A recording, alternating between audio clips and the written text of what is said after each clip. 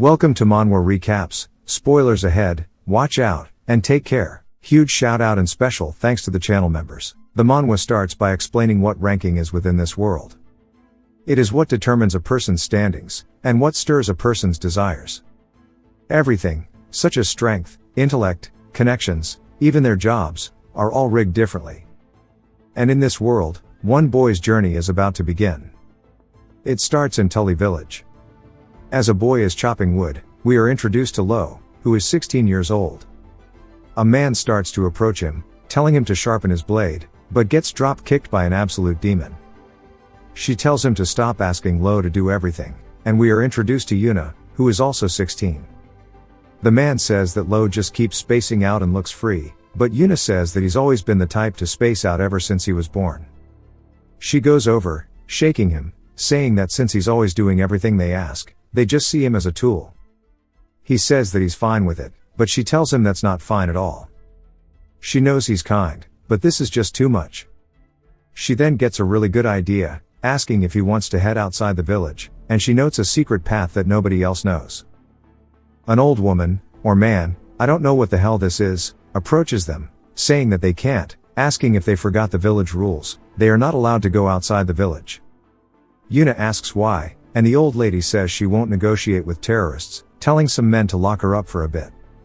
She asks why it's always like this, and then an older man asks Lo if he wants to help him draw some water. He says that only he and Yuna are of similar age in the village, but their personalities really are the opposite, and that sometimes Lo should just rest too, as surely he has things he wants to do. Lo says that he'd rather help people. They all took him in like family, and he knows that everyone's been looking out for him, making sure that he's not left alone, so he wants to repay that kindness, and that he likes this village and everybody in it. The man starts crying, asking if he wants to start living in his house today, but Lo says no, since he still has his parents' house to live in. What's important to him are the people of the village, more so than the outside world. It turns out that Yuna was seriously locked up and this creature is the village grandma. She calls her unruly, saying that if only she were half like Lo. Yuna asks why they must absolutely not ever go outside, and her grandma says that they occasionally call for merchants, asking if there's something inconvenient for her. Yuna says it's not that, it's just that the outside is a much wider world, asking why she has to keep living cooped up here. The grandma says that it's because they are beings resented by someone.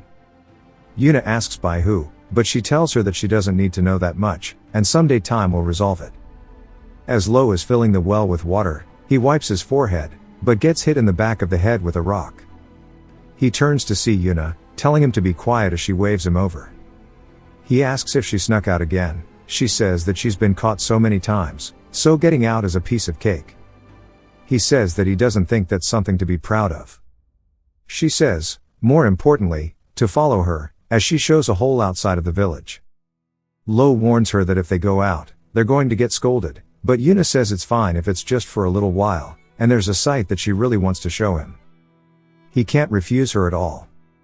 As they start walking through the forest, she looks super happy, and she points ahead, saying that they're here. He looks forward as his eyes start to shine brightly, as they are overlooking the vast landscape. She tells him that this is the outside world, and it sure is big. Lo can't help but be amazed, and starts smiling super widely, saying that this is amazing. Yuna smiles, asking if he knows the rules of the outside world. He says he doesn't, and she says that according to this book she got from a merchant, in the outside world there's a system called rankings. Pretty much what was explained earlier, but everything in this world has rankings, people's jobs, food, weapons, strength, jelking techniques, you name it. Lo says that the outside world sure is interesting, which Yuna agrees, saying she wants to be an adventure ranker. She'll adventure in many places, compete with rivals from all over the world, growing to be somebody respected by everyone. Lo looks at her, saying that there's a rule that they can't go outside the village, and she says that she doesn't care about that, since she's already decided to leave. She says they should just get up and go, then asks if he remembers back when she was attacked by a bird when they were kids, and how he stepped in to save her and fought the bird off. He asks her if something like that happened. She says that it did, and that something green came out of him, and she tries to imitate the sound it made. She says that she knew since then that he usually just spaces out, but when he gets serious, he's stronger than anyone, and that he'll shine more if he goes outside, so they should go adventure across the world together. He starts to think about it, about how it could be really fun. Then he thanks her, but says that he still doesn't want to leave the village. She starts hitting him on the head, saying that he sure is stubborn, but also that she's just gonna go herself, and he can just stay cooped up in the village for his whole life. He tells her to be careful on her way back. He never thought about leaving the village, but he does find the ranking thing pretty fascinating. He sits there watching the sun all the way until it gets to dusk, and after he's done spacing out, he says it's time to head back. He notices something in the sky, as it starts to peek out from the clouds, as there's some floating island heading towards them. It begins to charge up, as a bright blue light starts to surround it. He looks up, amazed, but then it shoots down a beam straight down towards the village. As he's bracing himself against the shockwave, he wonders what the hell's happening, because when he looks back up, the mothership is completely gone. His heart begins to sink, and he runs forward, saying that it's okay, as nothing will have happened, and that all of the villagers, and surely the village itself, will be fine. But when he gets there, all he finds is nothing but a crater. His anxiety starts to go crazy. He starts to slide down, yelling for at least anybody to answer. He calls out for Yuna, her grandmother, just hoping that he'll hear a single response. A memory of a young Yuna begins to flash through his head, telling him that it's okay, as she'll always be by his side, and how everybody took him in when his parents died, as they were all one giant family. Tears begin flowing as he falls onto the ground, screaming, crying, asking why. Wondering how the hell did this happen. We hear a man saying all he did was watch again today, and that he was too late once more. As he's looking down at the crater, Lo looks up to spot him. Their eyes meet one another. The guy immediately starts sliding down, asking if he's a survivor from Tully Village. Lo says yes, and the man tells him that it must be hard, but rest assured that the island is gone. Lo asks if he knows what that was, but more importantly, he wants to know what happened to his family. Tears begin flowing from his eyes, as he begs for him to tell him. The guy grits his teeth, telling him to give up on the village, and hands him a note, saying that he should go to this place written, and he'll be able to live safely. Lo screams, telling him to answer him already, but the man tells him to get a grip, and that he should look at the situation. His entire village vanished, and this is not a world for a brat like him to meddle in. He pushes Lo away, telling him to forget everything that happened, as that's the only thing he can do, and that he shouldn't try to find out anymore, as there's no need for him to be sacrificed either. Lo says no. As we learn more about how, when he was young, his parents died to a landslide. As he sat there, depressed, with no will to live, and nobody to look after him, everybody in the village decided to step up to take care of him. And that Yuna was always by his side ever since they were kids. They were all kind people who couldn't stand by and watch someone suffer. Every single one of them became his family. Yuna's words begin to echo through his head, as she says that she knows that he usually spaces out, but when he gets serious, he's stronger than anyone, as he starts to release one hell of a green aura. The man turns, surprised, and Lo asks how the hell he's meant to forget this, and that he'll go to the island and get everybody back himself. The man just wonders what the hell is that amount of aura, but he calls it prana, saying that the surrounding space is distorting. We learn that prana is a term for the mental energy of living beings. It's a power everyone can possess, but few are conscious of. However, talented individuals intentionally utilize it. Normally it's colorless and transparent, but with powerful prana, that's a different story, as it can be made visible, and it is said that some races possess a special kind of prana, such as the villagers. The man says that this is the survivor of Babel. We'll probably learn about it later, but he wanted to prioritize protecting him, but it looks like he'll break out on his own in a few years. He really has no idea of his own considerations. As a sword begins to fly through the air, it lands directly at Lo's feet. He says that if he wants to go to the island, he needs to grip it. If he shows him he has potential, he will train him. Lo, determined, pulls it out, and the man warns him that he needs to attack as if he's intending to kill him. He begins to release his own prana, as he and Lo stand opposite of one another. Lo closes the gap, rearing his sword back. He swings forward, and the man says as expected, he's a novice with a sword, but his pressure is insane, and above all, the amount of prana he has is extremely extraordinary, as it makes even his look small in comparison. The man can tell just from this clash of the blade, as his starts to crack. He says this kid is the real deal. As Lo begins screaming, his aura can be seen flying out of the crater as large as the beam that took his village. A little later, the man is telling him that it's called the Island of the Gods. Normally, it floats upon the vast ocean, but very rarely, it appears in completely different locations, annihilating people or land. He's been working to prevent that, but he let it slip away again. According to one theory, humans enveloped in the light are taken to the island. Lo asks what would happen if he touched it, and the man says it's only a theory. Even if he survived, there's no telling what they might do. Lo asks what he should be doing, and the guy says there's the direct approach.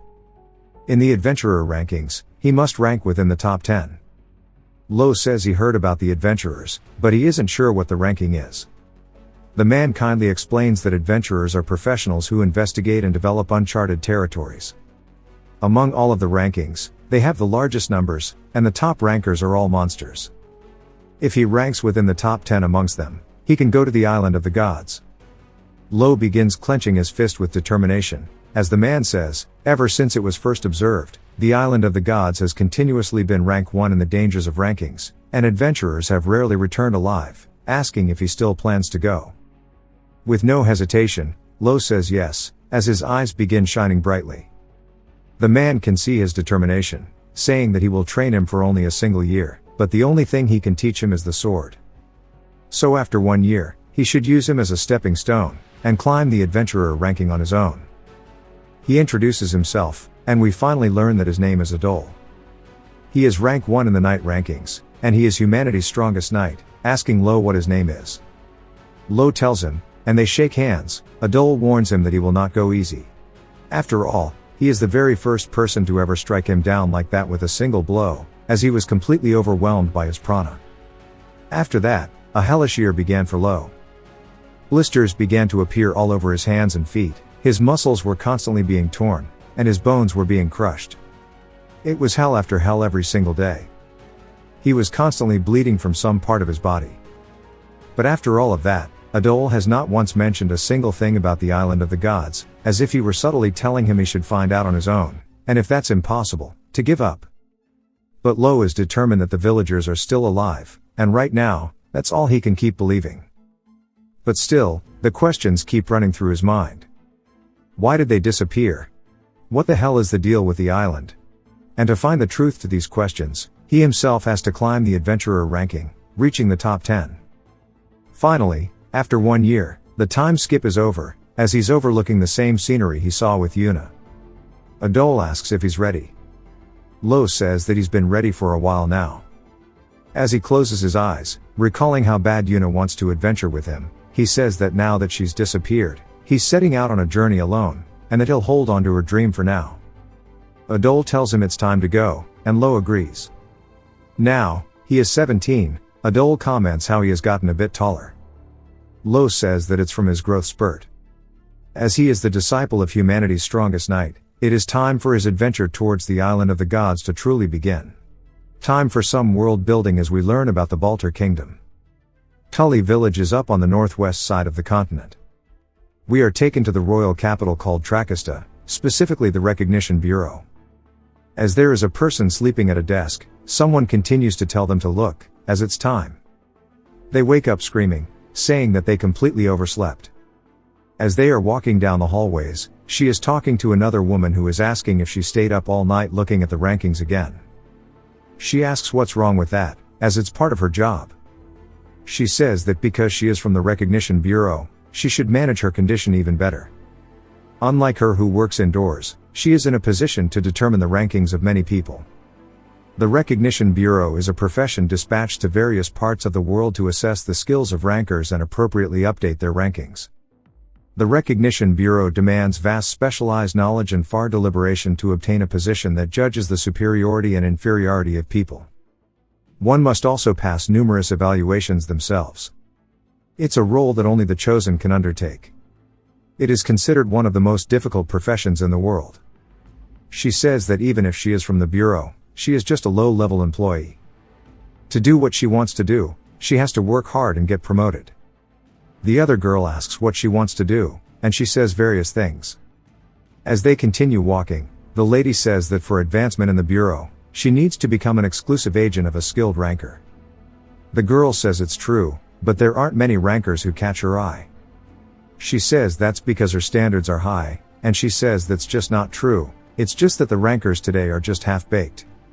In the old days, the competition for ranking was fierce, but now the top ranks in any ranking are fixed. And there's no point in the Recognition Bureau members being there, as rankings have value because they are updated.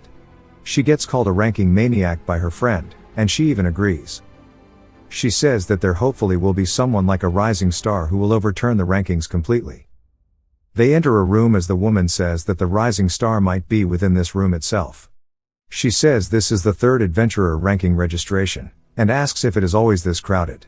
The girl says that there are usually fewer people, and they wonder if maybe it's because of the Azaban forest being added to the danger zone rankings. The woman says that there are many promising examinees, such as the mercenary ranking 753rd named Al Darkus. He is the leader of the Red Wolf Mercenary Company and a top-notch rookie artisan mercenary group, even by national standards. There's also an archer ranking 402nd named Eddie Markman. The Markman family is a renowned archer line, and his father was ranked 2nd at his peak, and his older brother is currently ranked 7th. Eddie, at a young age, is rumored to have arrow speeds in the double digits. Besides them, there are several other promising individuals. The little girl then says that from what she can see, there's a knight, a fisherman, and even a guide. She says that's correct, and the girl says that even if she doesn't look like it, she's from the Recognition Bureau, and she can pretty much tell which ranking somebody belongs to just by looking at them. The adventurer ranking title in particular is convenient, so many rankers want it later on. It's also essential for entering special terrains like the forest. She then hears a ring in another room, telling the girl to wait for a moment. We see it's Lo. She welcomes him. He says that he was told to come here to register, and she says that's correct. Then explains, the rankings are a system managed and operated by their bureau, and the members dispatched to various locations to assess the achievements. That initial registration can only be done at each registration bureau. He says that he wants to register for the adventure ranking, and the woman tells him that's perfect timing, as it's about to start, wondering if he would like to participate. He says yes, then she tells him to fill in his name and other details. The examination is 3,000 del. He hands her a bag. As we see the girl from earlier, he says he's all done. She thanks him, telling him that the room for his examination and his number is 53. As he walks by, the girl says that she's surprised there are still country bumpkins who don't know what the Recognition Bureau is. She says it's been a while since she's had to explain it. As Lo walks by, they keep yapping about stuff, but now, finally, it's time for the adventure ranking registration exam. The lady explains that there's going to be 3 stages. First is the written exam, then the practical exam, and the final exam. Their pass and fail will be determined by the scores from these 3. If they don't do well in one, they can still pass if they do well in the others, and they shouldn't give up until the end. They're going to go ahead and begin the written exam.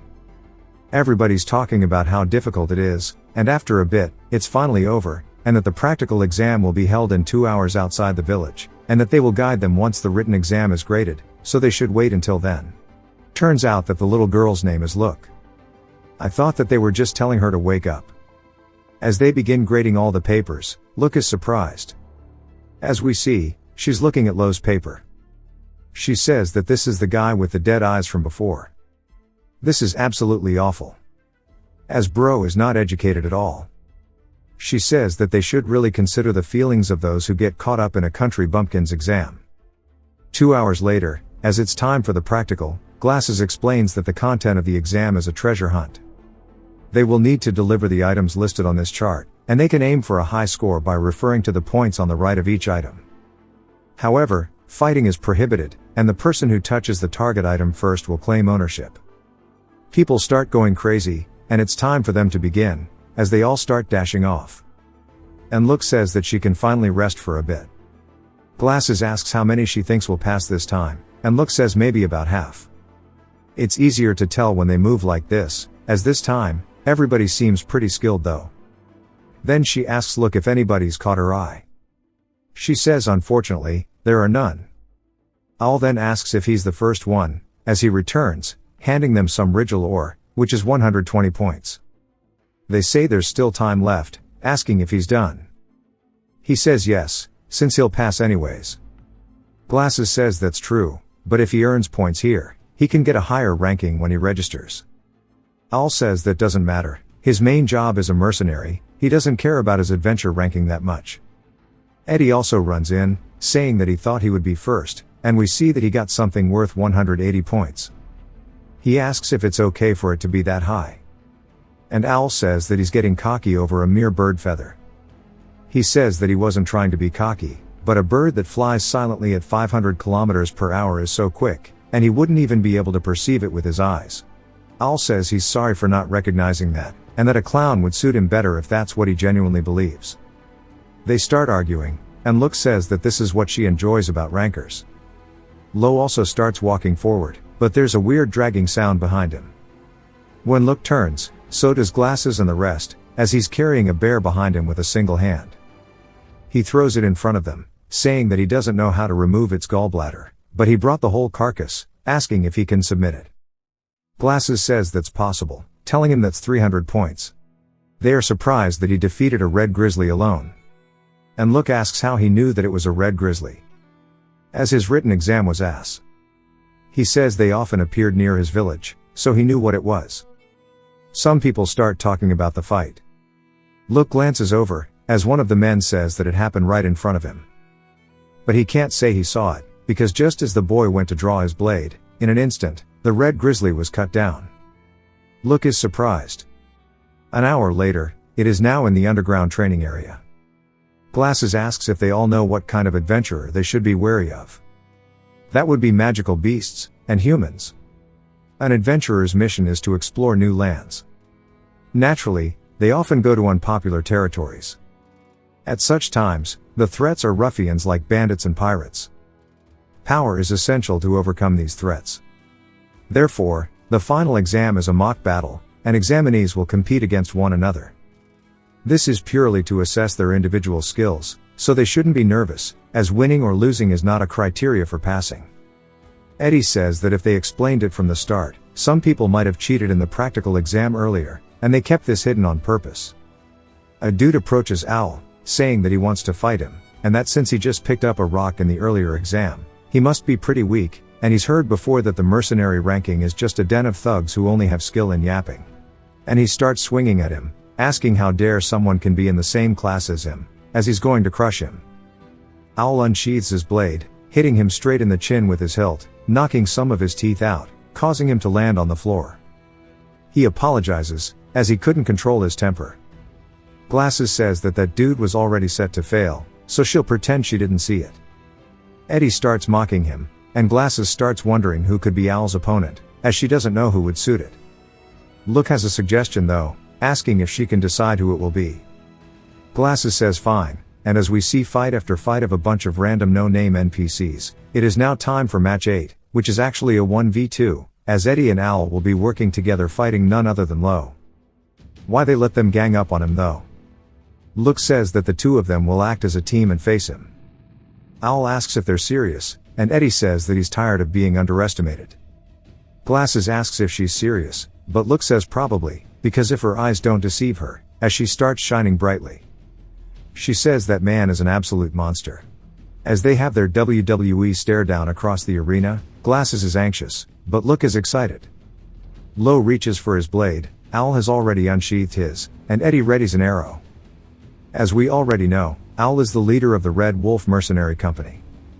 Last year, they made a name for themselves by taking down the Kimura Mafia, ranked 62nd in the criminal organization ranking. That Owl is said to have single-handedly defeated 7 executives, including the boss.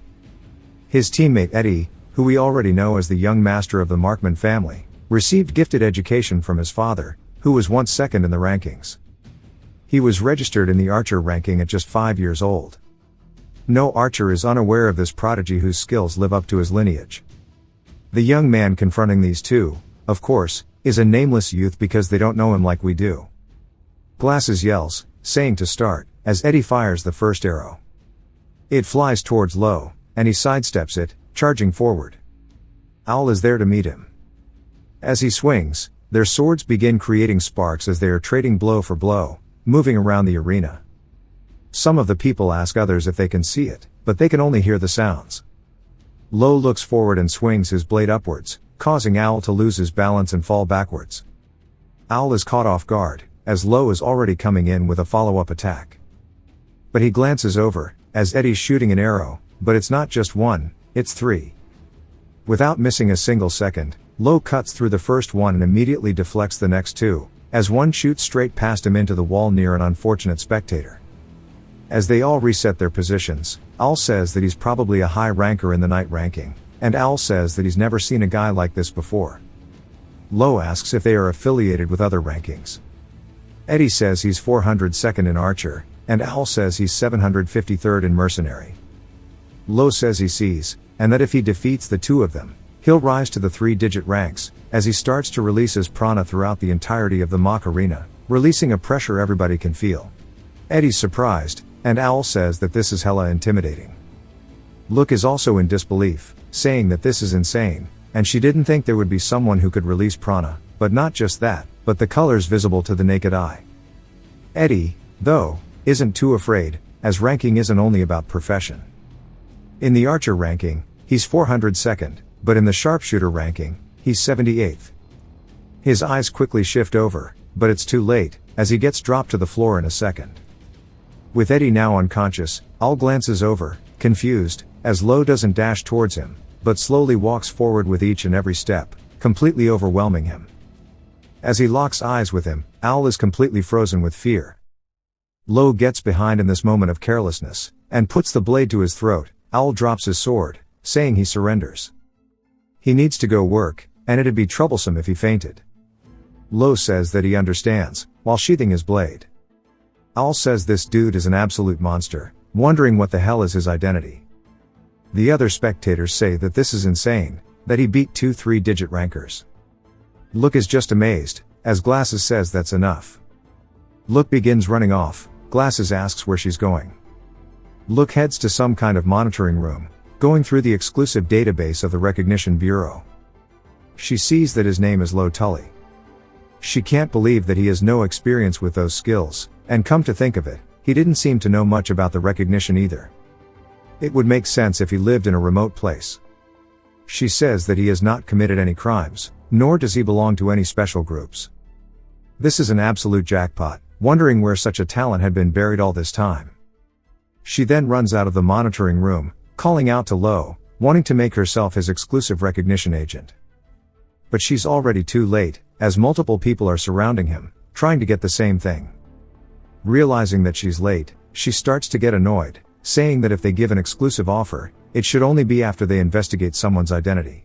Lo asks what an exclusive recognition agent is. She takes her chance to run in, saying she'll explain it. An exclusive recognition agent is someone who is exclusively assigned to a specific ranker, and updates their ranking frequently. Normally, to update their rankings, you have to wait for their bureau to dispatch someone and undergo an assessment. But if he has an exclusive recognition agent, he can always update it on the spot. They're an especially appreciated presence for adventurer rankers who travel the world. Furthermore, they have an exclusive terminal, which is the ranking telegram, or rank tel for short. He can get the latest information whenever he wants. If he wants to climb the rankings efficiently, he should hire an exclusive certified agent.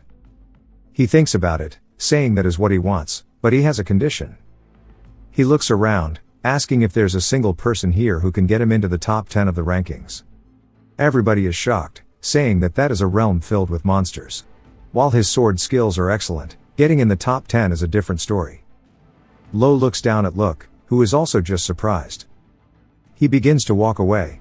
Realizing she might lose her chance, she quickly runs forward, telling him to wait. As he's starting to walk out of the Tracasta branch, she yells his name, asking why he wants to get into the top 10. He tells her it's none of her business, and she says that she needs to make it hers then. She'll be his exclusive recognition agent and lead him into the top 10. He says he doesn't want to put a child in danger, and she asks what he means, saying that before a child, she's a recognition agent, and that he's a child too. He says even if she weren't a child, he doesn't want to hire her, as he does not want to involve others. Really not wanting to lose the chance, she tells him that there's something she must absolutely do. For her, She has a mission she must accomplish, even if it costs her her life. And to do that, she wants to team up with him. He turns to look back at her, seeing that she is determined, just as he was a year ago, and says that there's something he must absolutely do too. He looks down at her, wondering if he's really going through with this. But decides to go with it, as she introduces herself as Look, Imedia, and says that she will take him to become a top ranker. He introduces himself as well, then they shake hands. That night, they head to a house, and as they enter, we see it looks pretty nice. She says that she likes it a lot too, and she rented it for a few days, so he can use it as his base. He says that Look is quite capable, and she tells him not to mention it. Though she didn't expect a trial period after that whole scene, and he says that it's just in case. She says it's fine, and she'll show him how competent she is in a week. And then, he'll be the one bowing his head first. She begins to act as him, after the trial period, saying that he's gonna put his hands together, begging that she be his agent. He says he hopes so, and she says that he should stop being so cold. And whenever he fights, he's always serious, but when he's not, he's always spaced out. He says he's heard that a lot, which she says that she understands. Her rank phone begins ringing, and she says the exam results are out. We see it, which is 2728. She congratulates him on passing the registration exam, saying that to be in the 2000s immediately is really exceptional. He says that he thought he would be in the 3 digits, and she asks why. He says it's because both of the people he fought were 3-digit rankers. She says that she understands his confusion, but the adventurer ranking has more people compared to the others, so the competition is fierce. No matter how strong he is, there is a limit. Ranking exists for more than just professions. For example, his swordsmanship ranking is 58th, and that's pretty good. He asks if that's the case, and she says that from her perspective, it's the epitome of talent. He asks if the other 2 he fought also have their rankings now, and she says yes. Owl's ranking, for mercenary, 750. Swordsman is 520. I'm not going through all of this, but bro is the fantasy world Johnny Sins. Eddie's also got 4 rankings, with mushroom cultivation being his highest of 19. She says that she thinks that he should register for various rankings as well, but he tells her he doesn't want to work. She says they haven't known each other for long, but she understands him a little bit. In short, he just wants to reach the top 10s in the shortest time possible, and then he wants to head to the island of the gods. He stares at her, wondering how she knew. She says that's the only special privilege given to those in the top 10, hoping he'll tell her when the trial period ends. He says okay, and she says that she'll tell him her situation too. He says that he's down to do that, to be fair to each other.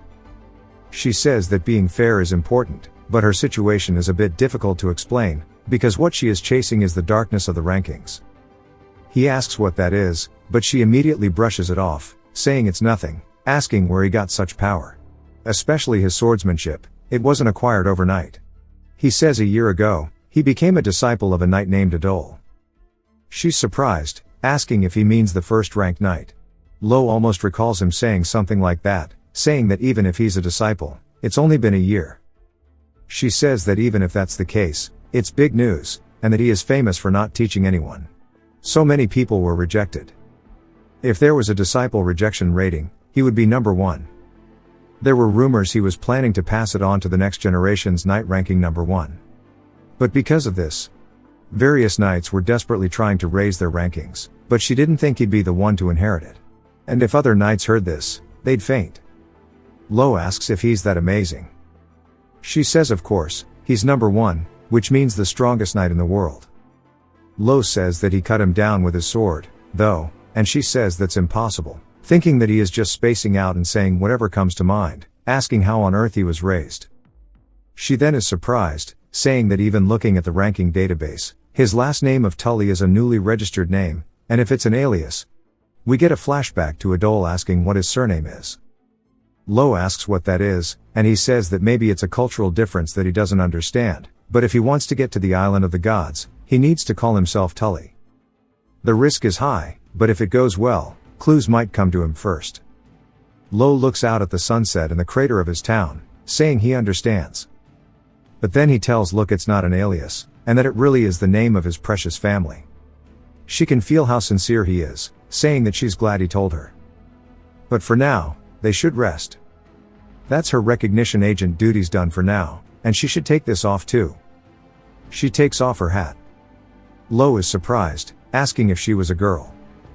She asks if he's stupid, if he really just recognized that now. He apologizes as she starts to get embarrassed that he thought she was a boy, asking if that's all he had to say. Some time later, as she's sitting in the reading nook holding onto a newspaper, Lo starts to come down the stairs, and she says that he's up early. He says, drawing water, and she asks what the hell that means. He says it's nothing, telling her good morning. She says that they should go get breakfast, and it may be a long journey, but today will be the first step, and they should have a strategy meeting for getting into the top 10 of the adventurer rankings. To raise his ranking, he needs achievements in adventuring. Land development or exploration is basic, and he can do these voluntarily, but she recommends taking on quests, as there are many people who want to borrow an adventurer's strength for things like gathering or investigating. Quests also come with rewards, so they're perfect for beginners. He can get quests from their bureau, or depending on the country from a guildhall, but if she's here, he can get them just with her phone. Lo says that thing is hella convenient. She says that if she becomes his exclusive recognition agent, he can use it freely. He tells her he'll think about it. He asks if there are any quests that can easily raise his ranking. She says that he just needs to take on high difficulty ones, and that the quests that go through their bureau roughly indicate how much they'll affect his ranking upon completion. He says in that case he'll take the top quest. She says that it's to retrieve the hidden treasure sleeping in the Lokiana underwater temple, and it has a danger zone ranking of 7. She says that's impossible for him to do right now, and he tells her that she won't know until he tries. She says that she knows even if he doesn't, and that he needs to trust the eyes of his agent. It's too difficult for him right now, and he'll die before he raises his ranking. He says he doesn't care, and he wants to try it. The Island of the Gods is Danger Zone ranking 1, so he can't afford to be afraid here. She says that he's more stubborn than she thought, so she needs to persuade him. A man then approaches the table, saying that it looks like she's in a bit of a bind. We learn that his name is Loud, and she's surprised to see him. He says it's been a long time, as Lo asks who he is. She says that she wants to introduce him, and this is Loud, Blow Reward. He is a formidable individual, ranking 11, in the adventurer rankings overall. Lo realizes that a physical representation of his goal is right here, and he is among the people that Adol called monsters, and that since he's 11th, he's just one more rank away from challenging the Island of the Gods. She tells Loud she has a favor to ask, and he asks what she wants. She says that she wants him to body Lo real quick, as they head to the mock arena. Loud apologizes for keeping them waiting, saying that he didn't expect to be challenged so he borrowed a weapon, and it's a bit too light, but it should be fine. Lo introduces himself, and Loud says he must be awkward with formal speech, and he can speak comfortably, because etiquette isn't needed in the adventurer rankings. He says that Look updated his ranking once before, and that she is amazing, not just vast knowledge, but she has a conviction to create accurate rankings, and that passion is something other recognition agents do not have. And if it's a request from her, he wants to help as much as possible, and if it's to teach a stubborn beginner to know his place, it means she must care about him. Lo says he can tell just by looking that this man is strong. The moment he charges in, he feels like he'd be skewered by the spear. Look starts yelling, telling him that this is a good opportunity. He needs to learn how vast the world is, at least once. Lo says if that's all she wanted him to learn, because he saw the Island of the Gods up close and personal, he already knows just how dangerous it is, as he starts to release his prana. We're now having a mock match between Lo and Loud. As they stand across from each other, Look raises her hand, yelling, telling them to begin. Lo dashes forward, clashing weapons with Loud. He then starts to do a full swing, which Loud sidesteps, as the slash cuts straight through the arena. Loud says that he channeled his prana into his sword and unleashed it with its slash, wonders if he's also enhancing his agility by wrapping it around his hands and feet, and that the swordsmanship is really familiar, but it can't be. The sword saint style is passed down to only one successor, and there's no way Adol would have passed on a secret swordsmanship taught to only one person in a lifetime. Lo says that he should stop thinking in the middle of their duel. As he attacks from behind, Loud blocks him without even turning, saying that he's quite relaxed. Lo then starts to make a strained face as he continuously tries to attack Loud, but Loud is deflecting each and every one of his attacks with complete ease. He says that just based on the amount of prana, he is more than him, and the shimmer he has is pretty unique. He disses it himself, which makes Lo confused, as Loud asks what race he is. Lo asks what he means, and Loud says playing dumb won't work. That shimmer of prana isn't something acquired in life, but it doesn't matter. If he doesn't want to talk, he'll just dig it out of him, asking if he can use incantations too. Lo has no idea what the hell he's talking about, as Loud says, the fiercely galloping horse passing many mountains seek a breath. A super golden bright prana begins to appear behind him. He continues chanting, as golden images of his weapon begin materializing out of his prana in the air above him. Holy shit, this is a really cool ability, as he is now faced against an entire army's worth of weapons. Loud tells Lo to use his too, otherwise he will die right here and now. It also exudes a pressure that causes the wind in the room to fly around. Loud stares at Lo, but Lo is just speechless. Loud then raises both of his hands, pointing them forward towards Lo, as all of the weapons begin flying towards him. Surprised, Lo starts trying to do his best to fend them off. As he gets most of them, one of them cuts him straight on the leg, and he looks pained. Loud says that won't work, as an ordinary sword can't block this incantation. He then snaps his fingers as they start to completely surround Lo. They start stabbing all around him, some cutting his sides. They begin to disappear after passing by him, stabbing into the ground. Lo looks up, recalling Adol's words about how he's still rough in handling prana.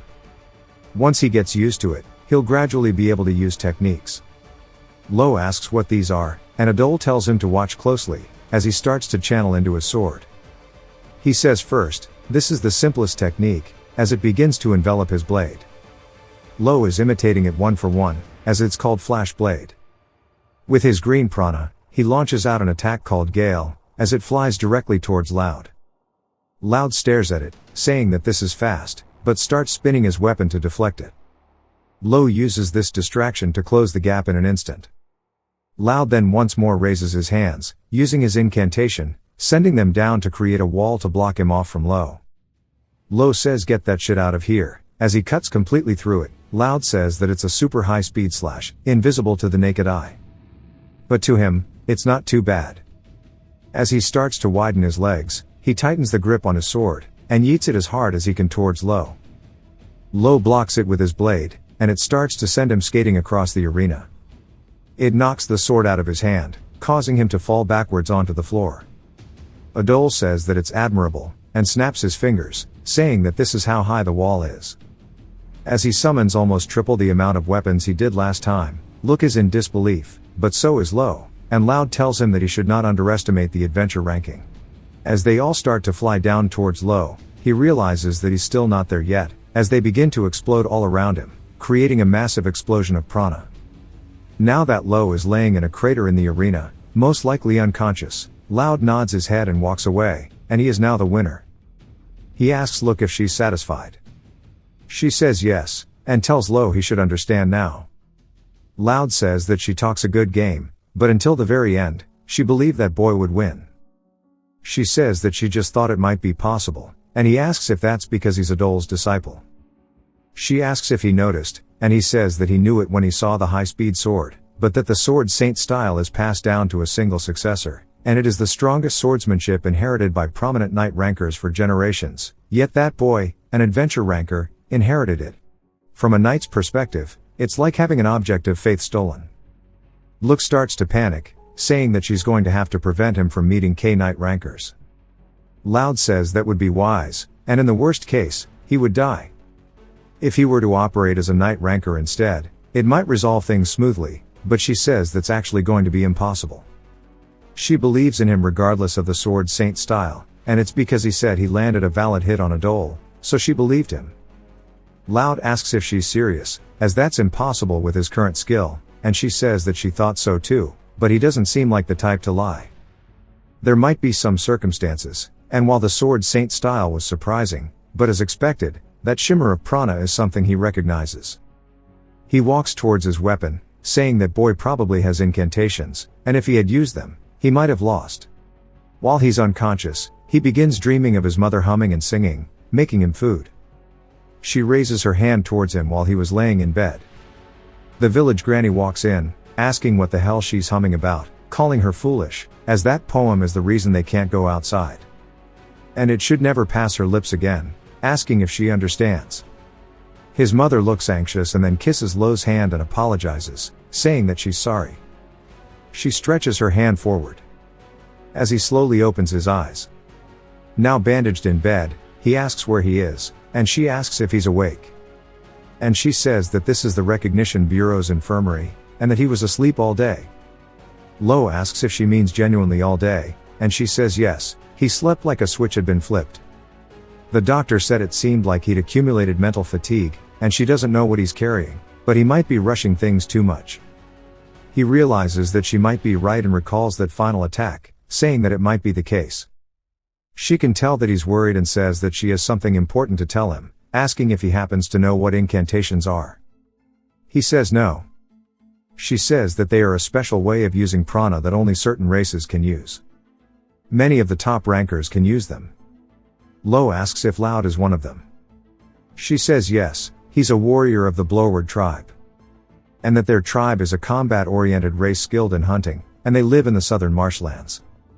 Because they're often passed down orally as poems among the tribes, they're called incantations. There's a genetic component too. It's usually difficult to acquire them in life, if it's later. Lo wonders if he could do it too. She says that it seems like he probably has his own incantations, asking if he has any idea. He thinks about it and recalls his mother humming, saying that he might.